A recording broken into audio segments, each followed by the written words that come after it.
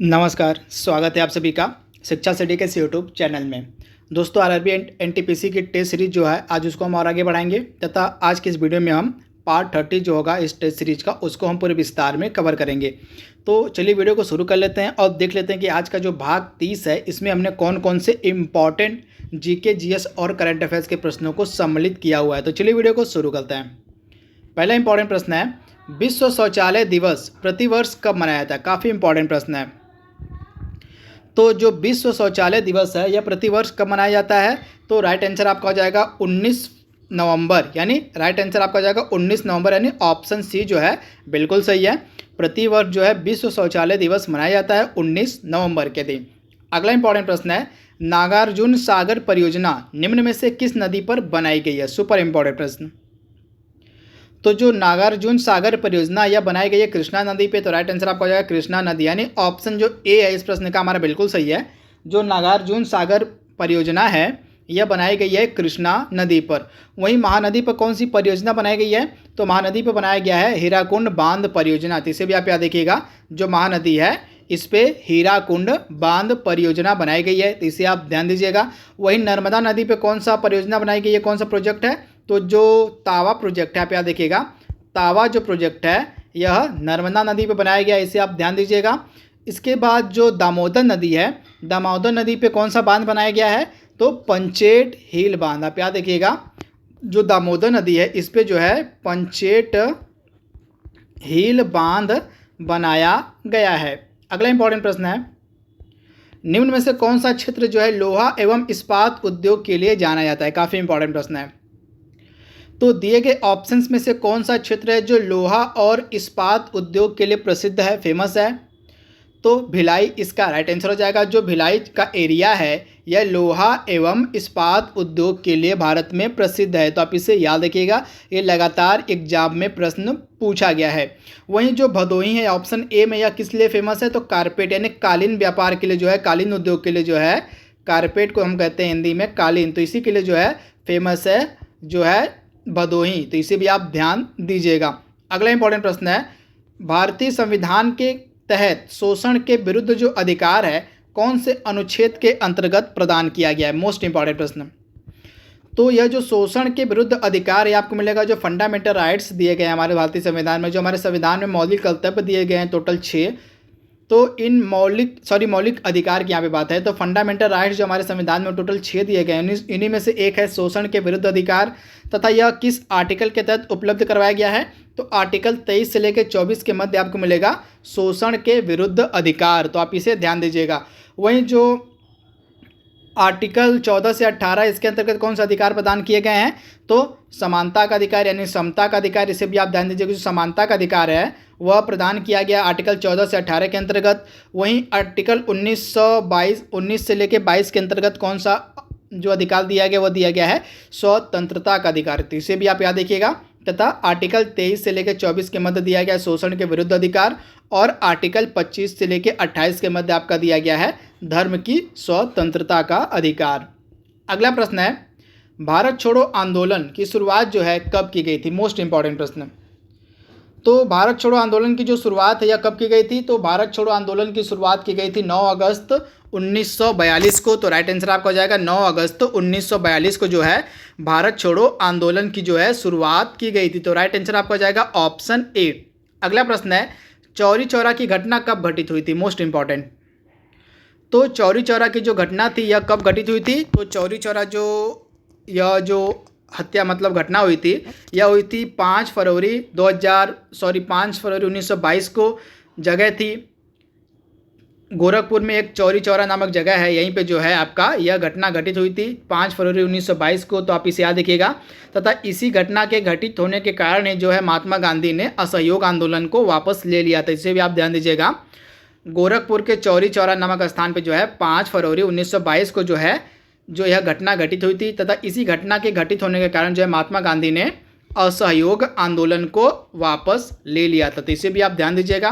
तथा असहयोग आंदोलन की शुरुआत महात्मा गांधी के द्वारा कब की गई थी? तो 1 अगस्त 1920 को। कब? तो 1 अगस्त 1920 को महात्मा गांधी के द्वारा असहयोग आंदोलन की शुरुआत की गई थी, तथा चौरी चौरा घटना के कारण जो है असहयोग आंदोलन को महात्मा गांधी ने वापस ले लिया था।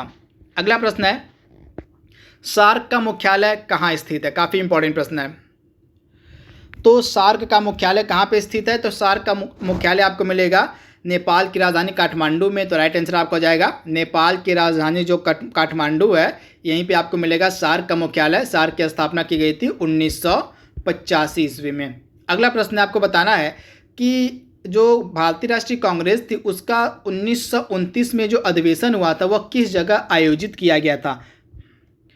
तो 1929 में जो भारतीय राष्ट्रीय कांग्रेस का अधिवेशन हुआ था, इसका जो आयोजन है यह किया गया था लाहौर में। तो राइट आंसर आपका हो जाएगा लाहौर में। तथा इसी अधिवेशन की जो अध्यक्षता है वो की गई थी जवाहरलाल नेहरू के द्वारा। किसके द्वारा? तो जवाहरलाल नेहरू के द्वारा जो है इस अधिवेशन की अध्यक्षता की गई थी लाहौर अधिवेशन के 1929 में। तथा इसी अधिवेशन में जो है पूर्ण स्वराज की घोषणा भी की गई थी। तो इसे भी आप ध्यान दीजिएगा। अगला प्रश्न है, अनुच्छेद 64 के अनुसार जो है राज्यसभा का सभापति कौन होता है? मोस्ट इंपॉर्टेंट प्रश्न। तो अनुच्छेद 64 के अनुसार जो है राज्यसभा का सभापति कौन होता है? तो राज्यसभा का सभापति कौन होता है? तो उपराष्ट्रपति जो होता है भारत का, वह राज्यसभा का सभापति होता है। प्रेजेंट टाइम में हमारे उपराष्ट्रपति हैं वेंकैया नायडू, तथा ये वर्तमान में राज्यसभा के सभापति हैं। अगला इंपॉर्टेंट प्रश्न है, 2 अक्टूबर 1959 को सर्वप्रथम पंचायती राज व्यवस्था किस जगह से आरंभ की गई थी?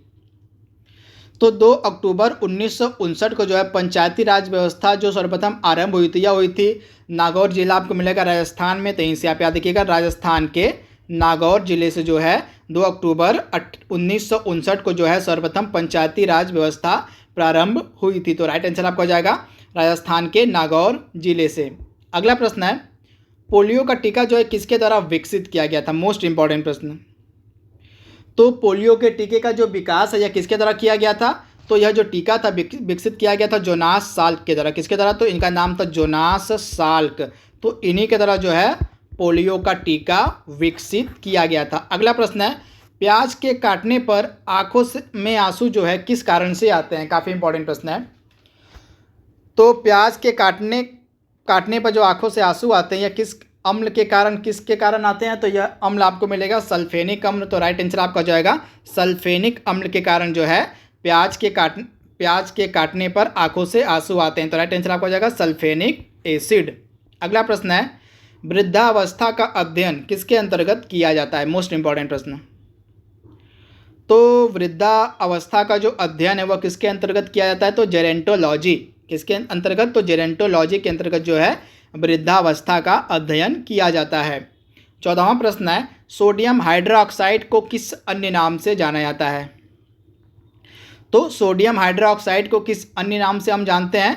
तो कास्टिंग सोडा, यानी ऑप्शन जो इसका बी है बिल्कुल सही है। सोडियम हाइड्रोक्साइड को कास्टिंग सोडा के नाम से भी जाना जाता है। अगला प्रश्न है, फाहियान जो था यह किसके शासनकाल में भारत आया हुआ था? तो फाहियान किसके शासनकाल में भारत आया हुआ था? तो चंद्रगुप्त द्वितीय, जिसको हम विक्रमादित्य के नाम से भी जानते हैं। चंद्रगुप्त द्वितीय को विक्रमादित्य के नाम से भी जाना जाता है। तो इसी के शासनकाल में जो है चीनी यात्री जो था फाहियान आया था। तो इसे भी आप याद रखिएगा। तथा एक और प्रसिद्ध चीनी यात्री था जिसका नाम था वेन सॉन्ग। तो वेन सॉन्ग किसके शासनकाल में आया था? तो हर्षवर्धन के शासनकाल में वेन सॉन्ग आया था। अगला प्रश्न है, मानव गुर्दे में जो पथरी होती है प्राय किसकी बनी होती है? तो मानव गुर्दे में जो पथरी होती है यह प्रायः बनी होती है कैल्शियम ऑक्जेलेट की। तो राइट आंसर आपका हो जाएगा कैल्शियम ऑक्जेलेट की। अगला इंपॉर्टेंट प्रश्न है, डेट्रॉयट जो औद्योगिक नगर है यह किस उद्योग के लिए वर्ल्ड फेमस है? काफ़ी इंपॉर्टेंट प्रश्न है। तो डेट्रॉयट जो औद्योगिक नगर यह किस उद्योग के लिए फेमस है? तो ऑटोमोबाइल इंडस्ट्री के लिए यह पूरे विश्व में फेमस है डेट्रॉयट। तो आप इसे याद रखिएगा, ऑटोमोबाइल इंडस्ट्री के लिए जो है पूरे विश्व में फेमस है क्या? डेट्रॉयट औद्योगिक नगर। तो आप इसे याद रखिएगा। अगला प्रश्न है, नमकीन क्षेत्र में पाई जाने वाली वनस्पति क्या कहलाती है? तो जो वनस्पतियां नमकीन क्षेत्र में पाई जाती हैं उनको हम कहते हैं हेलोफाइट। तो राइट आंसर आपका हो जाएगा हेलोफाइट, यानी ऑप्शन जो ए है इस प्रश्न का हमारा बिल्कुल सही है। नमकीन क्षेत्र में पाई जाने वाली जितनी भी वनस्पतियां होती हैं उनको हेलोफाइट के नाम से जाना जाता है। अगला प्रश्न है, नाम पेन निम्न में से किसकी राजधानी है? मोस्ट इंपॉर्टेंट प्रश्न। तो जो नाम पेन है निम्न में से किसकी राजधानी है? तो आप याद रखिएगा, नाम पेन कंबोडिया देश की राजधानी है। तो राइट आंसर आपका हो जाएगा कंबोडिया। तो कंबोडिया देश की जो राजधानी है वह नाम पेन है, तो यहाँ पे हो जाएगा कंबोडिया। तथा थाईलैंड की राजधानी क्या है? तो थाईलैंड की राजधानी है बैंकॉक। क्या है? तो बैंकॉक जो है थाईलैंड की राजधानी है। वहीं पोलैंड की राजधानी आपको मिलेगी वारसा। क्या है? तो वारसा जो है यह पोलैंड की राजधानी है। और यूक्रेन की राजधानी को कहा जाता है कीव। तो चारों राजधानी आपके दिमाग में होनी चाहिए। पोलैंड की राजधानी को वारसा कहते हैं, यूक्रेन की राजधानी कीव है, थाईलैंड की राजधानी बैंकॉक है और कंबोडिया की राजधानी है नाम पेन। अगला प्रश्न है, डायमंड सिटी ऑफ इंडिया किसको कहा जाता है? तो डायमंड सिटी ऑफ इंडिया किसको कहा जाता है? तो सूरत को। तो राइट आंसर आपका हो जाएगा सूरत को जो है डायमंड सिटी ऑफ इंडिया कहा जाता है। तो राइट आंसर आपका हो जाएगा ऑप्शन बी। अगला प्रश्न है, अंतर्राष्ट्रीय प्रसन्नता दिवस यानी कि इंटरनेशनल डे ऑफ हैप्पीनेस बताना है आपको कि किस तिथि को मनाया जाता है। तो अंतर्राष्ट्रीय जो प्रसन्नता दिवस है यह कब मनाया जाता है? तो अंतर्राष्ट्रीय प्रसन्नता दिवस मनाया जाता है प्रतिवर्ष 20 मार्च के दिन। तो राइट आंसर आपका हो जाएगा 20 मार्च के दिन जो है प्रतिवर्ष अंतर्राष्ट्रीय प्रसन्नता दिवस मनाया जाता है। अगला इंपॉर्टेंट प्रश्न है, निम्न में से किस अंतर्राष्ट्रीय संस्थान के द्वारा नमामि गंगे कार्यक्रम के लिए $400 मिलियन का ऋण दिया गया है? तो वह कौन सी अंतर्राष्ट्रीय संस्था है जिसने नमामि गंगे कार्यक्रम के लिए $400 मिलियन का ऋण दिया है? तो यह अंतर्राष्ट्रीय संस्था है वर्ल्ड बैंक। यानी ऑप्शन जो इसका बी है बिल्कुल सही है। वर्ल्ड बैंक के द्वारा जो है $400 मिलियन का ऋण दिया गया है नमामि गंगे कार्यक्रम को। अगला प्रश्न है, हाल ही में सरोज खान का निधन हो गया है, इनका संबंध निम्नलिखित में से किस क्षेत्र से था? तो हाल ही में सरोज खान का निधन हो गया, यह एक प्रसिद्ध क्या थी? तो कोरियोग्राफर थी। तो राइट आंसर आपका हो जाएगा कोरियोग्राफर। तथा इन्होंने 3 नेशनल अवार्ड भी जीता हुआ है, इससे आप ध्यान दीजिएगा। जो सरोज खान थी इन्होंने 3 नेशनल अवार्ड भी जीता हुआ है। अगला इंपॉर्टेंट है, वर्तमान में ICICI बैंक का MD यानी कि प्रबंध निदेशक कौन है? तो वर्तमान में ICICI बैंक का जो प्रबंध निदेशक है वह है संदीप बख्शी। यानी ऑप्शन जो बी है हमारा बिल्कुल सही है। संदीप बख्शी जो है ये वर्तमान में ICICI बैंक के प्रबंध निदेशक हैं वर्तमान में। अगला प्रश्न है, जो ओडिशा राज्य है यह अपना स्थापना दिवस कब मनाता है? तो ओडिशा राज्य जो है अपना स्थापना दिवस मनाता है प्रतिवर्ष 1 अप्रैल के दिन। किस नाम से? तो उत्कल दिवस के नाम से जो है, उत्कल दिवस के नाम से जो है ओडिशा अपना स्थापना दिवस मनाता है। तो इसे भी आप ध्यान दीजिएगा, उत्कल दिवस के नाम से जो है ओडिशा प्रतिवर्ष अपना स्थापना दिवस मनाता है। अगला इंपॉर्टेंट प्रश्न है, जो ब्रॉन्क्स जू है यह कहाँ पे स्थित है? काफ़ी इंपॉर्टेंट प्रश्न है। तो ब्रॉन्क्स जू कहाँ पे स्थित है? तो यह जो चिड़ियाघर है आपको मिलेगा न्यूयॉर्क में। तथा यह न्यूज में क्यों था? क्योंकि यहाँ पे एक बाघ था जिसका नाम था नादिया बाघ। यहाँ का एक बाघ था, इस चिड़ियाघर में एक बाघ था जिसका नाम था नादिया बाघ। तथा यह पहला बाघ था जो कोरोना वायरस पॉजिटिव पाया गया था। तो इस कारण से यह न्यूज में था, तो इसे भी आप ध्यान दीजिएगा। अगला इंपॉर्टेंट है, हाल ही में देवी अहिल्याबाई अंतर्राष्ट्रीय हवाई अड्डे से पहले जो अंतर्राष्ट्रीय उड़ान थी यह इंदौर से किस शहर के मतलब कहाँ, इंदौर से कहाँ तक उड़ी गई मतलब उड़ाई गई आपको बताना है। तो देवी अहिल्याबाई अंतर्राष्ट्रीय हवाई अड्डे से जो पहली उड़ान थी यह कहाँ से कहाँ तक भरी गई थी? तो इंदौर से लेकर दुबई के मध्य जो है पहली अंतर्राष्ट्रीय उड़ान भरी गई थी देवी अहिल्याबाई अंतर्राष्ट्रीय हवाई अड्डे से। तो इसका राइट आंसर आपका हो जाएगा ऑप्शन बी, इंदौर से लेकर दुबई। अगला इंपॉर्टेंट प्रश्न है, हाल ही में कोरोना वायरस के चलते विश्व प्रसिद्ध जो है श्रावणी मेला था इसका आयोजन रद्द कर दिया गया। तो आपको बताना है कि इस मेले का आयोजन किस राज्य में किया जाता है? तो श्रावणी मेले का जो आयोजन है यह किया जाता है झारखंड में। तो राइट आंसर आपका हो जाएगा झारखंड में जो है श्रावणी मेले का आयोजन किया जाता है। तथा इस वर्ष जो है कोरोना वायरस के चलते इस मेले का जो आयोजन है वह रद्द कर दिया गया। अगला प्रश्न है, हाल ही में जैकलिन विलियम जो है पहली महिला 3rd अंपायर बनी है। तो आपको बताना है कि ये किस देश की रहने वाली हैं? तो जैकलिन विलियम जो हाल ही में पहली महिला 3rd अंपायर बनी है ये रहने वाली हैं वेस्ट इंडीज़ की। तो राइट आंसर आपका हो जाएगा वेस्ट इंडीज। आज का लास्ट प्रश्न हमारा है, IMF यानी कि अंतर्राष्ट्रीय मुद्रा कोष की वर्तमान में महानिदेशक कौन है? तो अंतर्राष्ट्रीय मुद्रा कोष के वर्तमान में महानिदेशक कौन है? तो क्रिस्टलिना जॉर्जिवा। तो राइट आंसर आपका हो जाएगा क्रिस्टलिना जॉर्जिवा जो है ये वर्तमान में IMF की क्या है महानिदेशक हैं वर्तमान में। तो आप इसे याद रखिएगा। तथा जो गीता गोपीनाथन है ये वर्तमान में अंतर्राष्ट्रीय मुद्रा कोष की मुख्य अर्थशास्त्री हैं। तो इसे भी आप ध्यान दीजिएगा। तो दोस्तों जो RRB NTPC की टेस्ट सीरीज है इसके भाग 30 को हमने पूरे विस्तार में कवर कर लिया है। जल्दी मिलेंगे हम इसके अगले भाग में, तब तक के लिए thank you, thanks for watching, thank you.